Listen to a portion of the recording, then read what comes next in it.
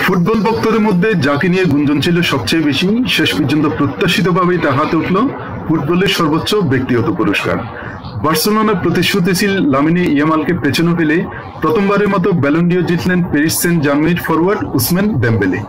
সোমবার রাতে প্যারিসে আয়োজিত জমকালো অনুষ্ঠানে 28 বছর বয়সী ফরাসি ফরওয়ার্ডের হাতে তুলে দেওয়া হয় ফরাসি সাময়িকী ফ্রান্স ফুটবলের বহুল আকাঙ্ক্ষিত পুরস্কার।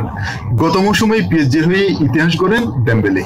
প্রথমবারের মতো চ্যাম্পিয়ন্স লিগ জয়ী মৌসুমে 8 গোল সহ সব মিলিয়ে করেন 35 গোল।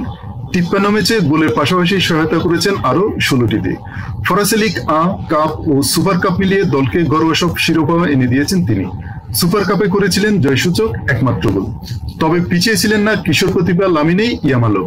বার্সেলোনা হয়ে লা লিগা, কোপা দেল রে ও স্প্যানিশ সুপার কাপ জেতার নায়ক তিনি। মৌসুম জুড়ে 55 ম্যাচে 18 গোল ও 25টি অ্যাসিস্ট করেছেন মাত্র 18 বছর বয়সী এই উইঙ্গার। এদিকে মেয়েদের বিভাগে রচনা হলো নতুন ইতিহাস। বার্সেলোনা মিডফিল্ডার আইতেনা বনমাতি টানা তৃতীয়বারের মতো ব্যালন ডিওর জিতে হয়ে গেলেন প্রথম নারী ফুটবলার হিসেবে রেকর্ড 3 বারের বর্ষসেরা। 27 বছর বয়সী এই স্প্যানিশ তারকা গত মৌসুমে বার্সেলোনাকে ঘরোয়া ট্রাবল জেতাতে অবদান রাখেন। সব প্রতিযোগিতায় 16 গোল ও 12 অ্যাসিস্টের পাশাপাশি নির্বাচিত হন উইমেন্স চ্যাম্পিয়ন্স লিগের মৌসুম সেরা খেলোয়াড়। যদিও ফাইনালে আর্সেনালের কাছে হেরে শিরোপা হাতছাড়া হয়।